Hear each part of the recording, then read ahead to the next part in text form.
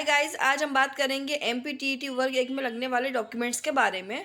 वर्ग एक के एप्लीकेशन फॉर्म बहुत ही जल्द स्टार्ट होने वाले हैं, लेकिन उसके पहले अगर आप अपने डॉक्यूमेंट्स को कंप्लीट प्रॉपर सही तरीके से बनवा कर रख लेते हैं तो आपको बहुत सारी प्रॉब्लम जो फेस करना होगी आगे, आप उससे बच सकेंगे। एक्चुअली क्या होता है कि कई लोगों के आधार केवाईसी कंप्लीट नहीं होती है, कई लोगों की डॉक्यूमेंट्स में स्पेलिंग मैच नहीं होती है, फिर लास्ट टाइम पे क्या होता है कि वेबसाइट वैसे ही बहुत स्लो चलती है, फिर आपके डॉक्यूमेंट प्रॉपर नहीं होते हैं, तो आप जल्दबाजी में आपको काफ़ी परेशानी भी होती है, काफ़ी आपका टाइम भी ख़राब होता है और आपका पैसा भी वेस्ट होता है। इसलिए अभी आपके पास में टाइम है तो आप अपने डॉक्यूमेंट्स को जो है करेक्ट करवा के रख लीजिए। तो आज की इस वीडियो में आपको बताऊंगी कि आपको कौन कौन से डॉक्यूमेंट्स की रिक्वायरमेंट होगी वर्ग एक का फॉर्म फिल करने के लिए। चलिए स्टार्ट करते हैं वीडियो। फर्स्ट डॉक्यूमेंट जो है वो है व्यापम प्रोफाइल रजिस्ट्रेशन। जिन लोगों ने व्यापम के थ्रू पहले भी वैकेंसी का फॉर्म अप्लाई किया है उन लोगों का रजिस्ट्रेशन ऑलरेडी करा हुआ होगा, इसलिए वो अपने रजिस्ट्रेशन को केवल जो है अपडेट करवा के रख सकते हैं। या जो लोग फर्स्ट टाइम फॉर्म फिल कर रहे हैं वो अपना नया प्रोफाइल पंजीयन करवा सकते हैं या खुद ऑनलाइन भी कर सकते हैं। सेकंड है रोजगार पंजीयन। रोजगार पंजीयन जो होता है ये गवर्नमेंट वैकेंसी में सभी जगह पे काम आता है। अगर आप एमपी से डोमिसाइल हैं तो आपको एमपी रोजगार पंजीयन पे जाकर अपना रजिस्ट्रेशन करवाना है, जिसमें आपकी बेसिक डिटेल्स होती हैं और ये 3 साल के लिए जो होता है वैलिड होता है और लगभग सभी गवर्नमेंट वैकेंसी में इसकी रिक्वायरमेंट होती है, तो आपको सेकंड ये बनाकर रखना है। थर्ड जो है आपका वो है आधार कार्ड।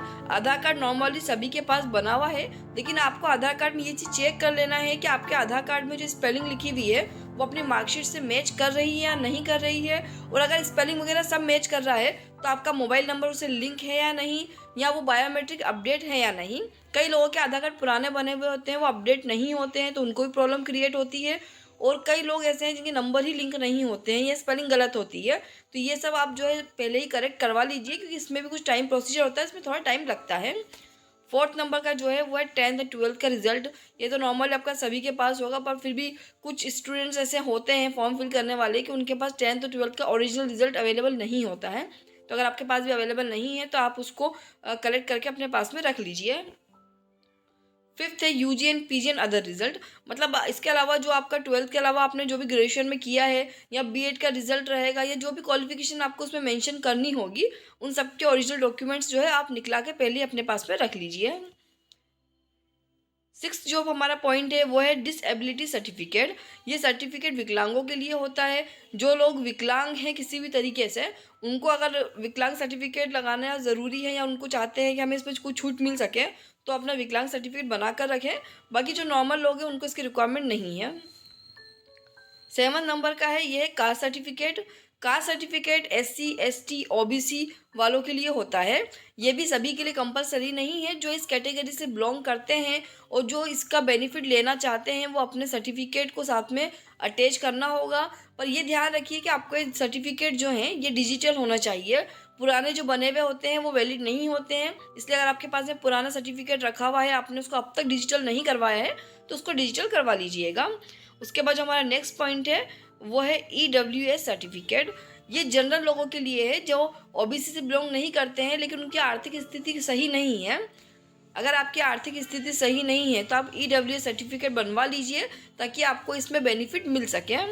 उसके बाद हमारा 9 पॉइंट है बैंक अकाउंट। बैंक अकाउंट जो होता है नॉर्मली कंपलसरी नहीं होता है, लेकिन जो लोग यात्रा भत्ता लेना चाहते हैं तो उसके लिए जो है उनके पास बैंक अकाउंट होना चाहिए। तो अगर आपके पास नहीं है तो आप इसको कंप्लीट कर लीजिए ताकि आपको यात्रा भत्ता लेने में आसानी हो। उसके बाद 10 नंबर का पॉइंट है वो है मोबाइल नंबर।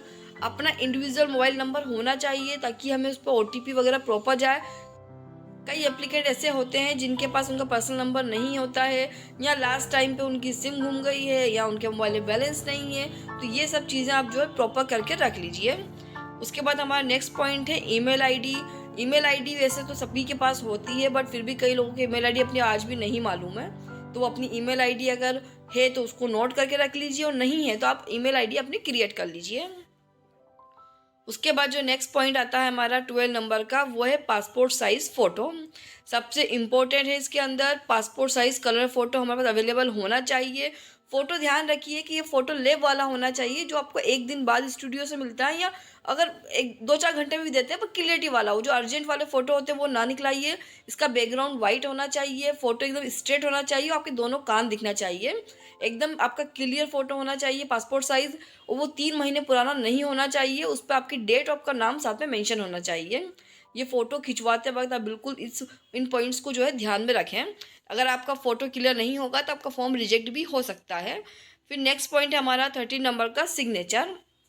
आपको सिग्नेचर करना है फॉर्म पे, सिग्नेचर भी प्रॉपर रखिए। कई लोग अपनी सिग्नेचर भी बदलते रहते हैं, तो अब बिल्कुल ध्यान रखिएगा आपको जो सिग्नेचर यहाँ करना है वो आपको एग्ज़ाम टाइम पे भी करना है। तो अपने सिग्नेचर पे आप ध्यान रखिए कि आपको सेम सिग्नेचर हर जगह करना है। उसके बाद है हमारा हैंड राइटिंग। एक्चुअली इसमें जो फॉर्म आता है वो आपको हैंड राइटिंग से कुछ लिखना होता है, डिक्लेरेशन। तो वो जो डिक्लेरेशन होता है फॉर्म में फिल करना होता है, जो मैं आपको आगे बताऊँगी। 16 नंबर पे प्रारूप 1, ये वही फॉर्म है जिसके अंदर आपका पासपोर्ट साइज फ़ोटो, सिग्नेचर और हैंड राइटिंग, ये तीनों चीज़ इसी फॉर्म के अंदर फिल होगी। इस फॉर्म के बारे में मैंने अपनी पिछली वीडियो में डिटेल बताई है कि इस फॉर्म में आपको ये तीनों चीज़ कहाँ लगाना है, किस तरीके से लिखना है और क्या करना है। अगर आपने वो वीडियो नहीं देखी है तो मैं आपको डिस्क्रिप्शन में लिंक दे दूँगी, आप वो वीडियो जाके ज़रूर देख लीजिएगा। उसके बाद है 17 नंबर का डॉक्यूमेंट, डोमिसाइल सर्टिफिकेट।